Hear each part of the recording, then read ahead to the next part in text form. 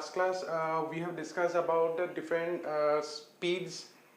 We have discussed about the velocity also, and हम लोग ने discuss किया था कि जो uniform motion and non uniform motion का meaning क्या है.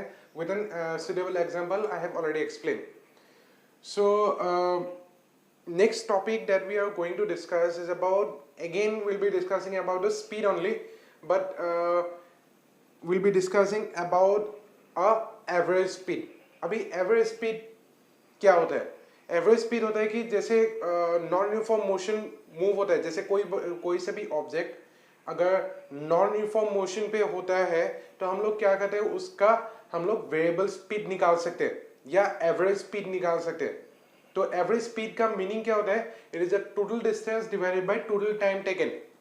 फॉर्मूला एग्जैक्टली सेम ही है कि जो स्पीड का फॉर्मूला है वो distance divide by time taken है, और जो एवरेज स्पीड है वहां पे हम लोग total distance by total time लेते हैं.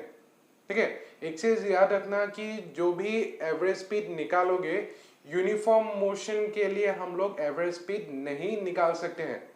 एवरेज स्पीड यूज किया जाता है जब भी ऑब्जेक्ट नॉन यूनिफॉर्म मोशन पे होता है. ठीक है, now coming to the average speed. Average speed में डिफरेंट सिचुएशंस में हम लोग डिफरेंट फॉर्मूलाज यूज करते हैं. ठीक है, तो पहले हम लोग एवरेज स्पीड का डेफिनेशन लिख लेते हैं. जो एवरेज स्पीड का जो डेफिनेशन होगा, average speed equals to total distance by total time taken. ये हो गया एवरेज स्पीड का फॉर्मूला. ठीक है, अभी एवरेज स्पीड का डिफरेंट सिचुएशंस करते हैं कि डिफरेंट सिचुएशंस में उसका फॉर्मूला क्या होता है, क्या चेंजेस आता है इसमें फॉर्मूला में, वो देख लेते हैं एक बार. नंबर 1, फर्स्ट सिचुएशन ऐसा है कि body covering different distances with different speeds. Body covering different distances with different speeds. ये हो गया फर्स्ट सिचुएशन. ठीक है, तो इस सिचुएशन पे हम लोग देते हैं कि इसका जो एवरेज स्पीड का जो फॉर्मूला होगा वो कैसा होगा. अभी पहले देख लेना क्या लिखा हुआ है. लिखा हुआ है body covering different distances with different speeds. ठीक है, डिस्टेंस भी अलग है और उसका स्पीड भी अलग है. ठीक है, अगर स्पीड भी अलग होगा, डिस्टेंस भी अलग होगा, तो उसमें एवरेज स्पीड का फॉर्मूला क्या होगा वो निकालना है. Suppose let body covers s1 distance in speed v1. ठीक है, सिमिलरली हम लोग लिख सकते हैं, similarly body covers s2 distance in speed suppose v2. ठीक है, s1 speed in v1, s2 speed in v2. ठीक है, उसके बाद देखते हैं कि जो फर्स्ट s1 डिस्टेंस मूव करने के लिए उसको टाइम कितना लगा. तो अगर इसका टाइम निकालते हैं, time taken to travel s1 distance. Okay, time taken to travel s1 distance. Suppose consider करते हैं, कॉमा देके इसको लिख लेते हैं t1. ठीक है, we know that speed is equals to distance divided by time. तो टाइम इज इक्वल्स टू क्या होगा, डिस्टेंस डिवाइडेड बाय स्पीड. तो t1 टाइम डिस्टेंस कितना होगा, इसमें होगा s1, और कितना स्पीड से मूव कर रहा था, v1. It will be s1 by v1. For s2 time t2 will be equals to s2 by v2. ठीक है, ये दूसरा वाला कंडीशन के लिए. तो अगर सपोज देखते हैं टोटल टाइम कितना लगेगा, सपोज उसका एवरेज स्पीड निकालते हैं, तो average speed will be equals to total distance कितना होगा, डिस्टेंस है फर्स्ट है s1, दूसरा वाला डिस्टेंस है s2.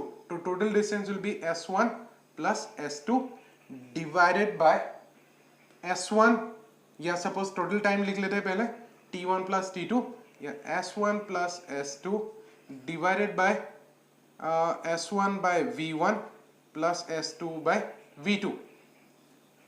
ठीक है, तो हम लोग क्या कर सकते हैं, ये फॉर्मूला तो हम लोग का निकल गया इसके बाद हम लोग क्या कर सकते हैं, इसके बाद हम लोग एक काम कर सकते हैं, इसमें हम लोग एलसीएम ले सकते हैं।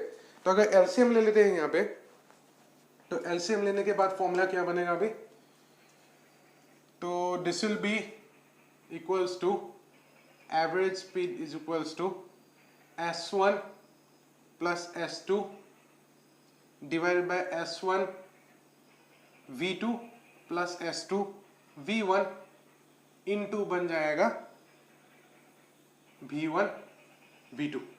ये हो जाएगा उसका formula, that is for the average speed. एक काम कर सकते हैं, इसमें एक इक्वेशन नंबर डाल देते हैं। दिस इज वन कंडीशन, ठीक है।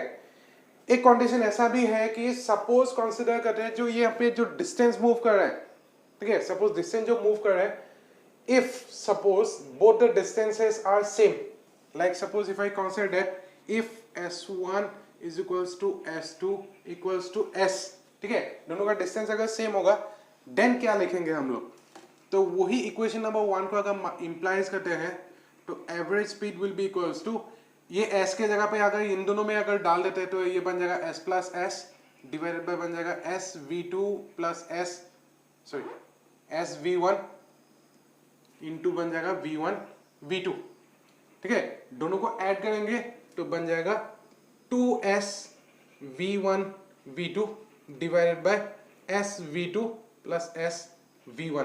तो सपोज इसको इक्वेशन नंबर 2 कर लेते हैं। तो ये हो गया हम लोग का सेकेंड सिचुएशन। तो क्वेश्चन पे डिपेंड करेगा कि तुम्हें कौन सा फॉर्मूला यूज करना है। अगर क्वेश्चन पे ऐसा दिया हुआ है कि दोनों का डिस्टेंस भी अलग है और स्पीड भी अलग है, तो फॉर्मूला यूज करना होगा इक्वेशन नंबर 1।